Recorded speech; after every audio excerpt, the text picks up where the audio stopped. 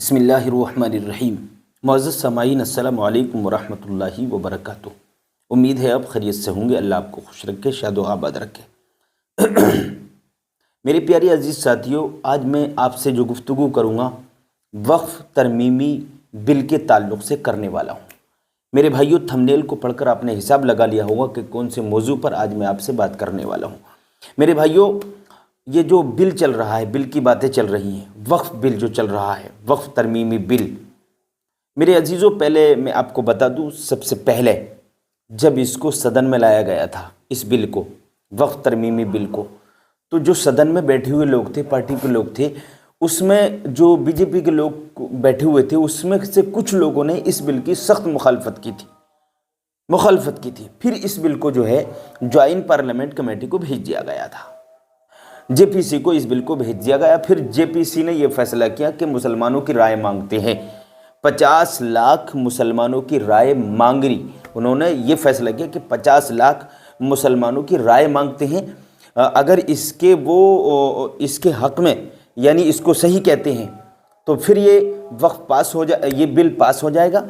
और अगर इसकी वो मुखालफत करते हैं, इसके खिलाफ उतरते हैं, उनकी राय इसके खिलाफ आती है, तो फिर उसके हिसाब से फैसला होगा।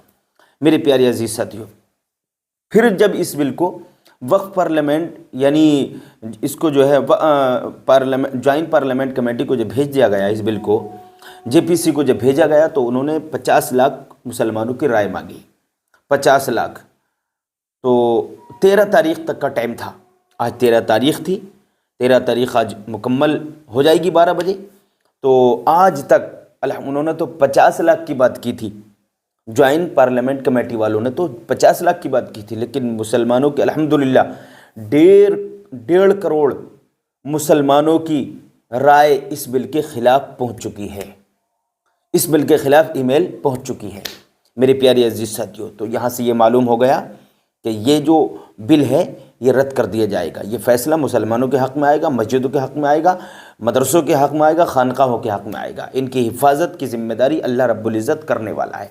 मेरे प्यारे अजीज़ साथियों, इसी बिल के ताल्लुक़ से इक़रा हसन की वीडियो में आपको दिखाने वाला हूँ। इक़रा हसन ने क्या बोला है, आइए सुनते हैं। देखिए, ये एक बहुत पुराना चैरिटेबल एक इंस्टीट्यूशन है।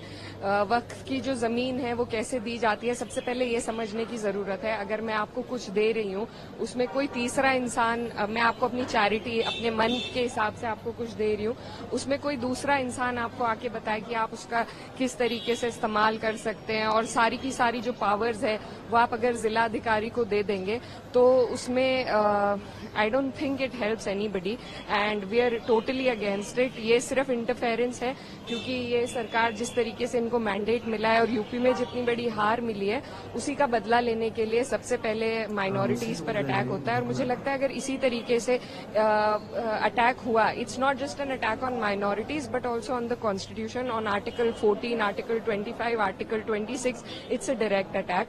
So and it is not just for Muslims. I think all the minorities in the country need to be aware of this government's intent, of their intent to interfere with one's personal beliefs and religious institutions. So I think this is not what my country stands for. This is not what my constitution stands for, and we stand against this bill and we will oppose it tooth and nail.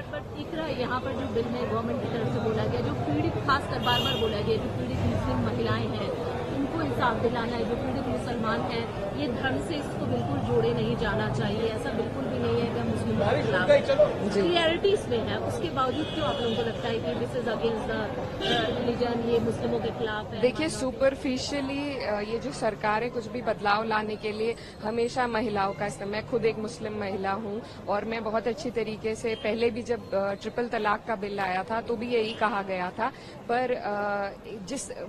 मेरी मांग भी थी, मैंने minister of education से मांग करी थी कि आप अगर महिलाओं के लिए कुछ करना चाहते हैं तो आप उन्हें पहले पढ़ाइए, और अगर ये उसमें महिलाओं को इंक्लूड करना चाहते हैं, वो एक सिर्फ वो स्टिपुलेशन नहीं है, इसमें सारी पावर जिलाधिकारी को दी गई है, इसमें सारी पावर, इसमें और people from other communities have to be a part of it. तो इस तरीके के बहुत प्रावधान है, सिर्फ उसको सेल किया जा रहा है कि हम विमेन को इसमें इंक्लूड कर रहे हैं, पर जैसा अभी हमने देखा है ट्रिपल तलाक में, अब क्या होता है, there are a lot of abandonment cases. पहले तलाक हो जाते थे, लेकिन अब औरतों को सिर्फ अबैंडन कर दिया गया है, और जो उनके पति हैं वो जेल चले जाते हैं, वो उनके पास वैसे भी उन्हें कुछ उससे फायदा नहीं होता है, तो सुपरफिशियली उसे दिखाने के लिए महिलाओं का वो नाम का इस्तेमाल करते हैं, बट इंटेंट जो उनकी है वो पूरा विपक्ष, पूरा देश और सब लोग समझते हैं। And I think all the minorities of this country are together in it and we will oppose. Video में आपको और दिखाता हूँ, बड़ी दिलचस्प वीडियो है ना, आप जरा देखें। इसका विरोध शुरू हो गया है। टीडीपी तेलुगु देशम पार्टी जो आंध्र प्रदेश में है, उसका जो जनाधार है उसमें एक बहुत बड़ा तबका मुस्लिमों का है। कुछ मुस्लिम नेताओं ने अब विरोध करना शुरू कर दिया है।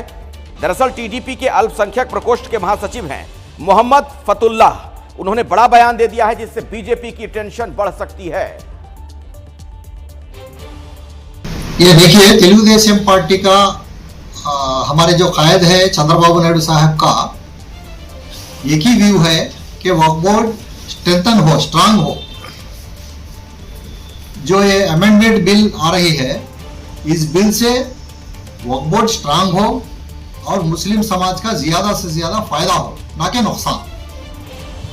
तो जब हम इस बिल का ड्राफ्ट देखें तो इसके अंदर है मेजर ऐसे पॉइंट्स है जिससे वक्फ बोर्ड को ताकत पहुंचने के बजाय वक्फ बोर्ड कमजोर हो रहा है।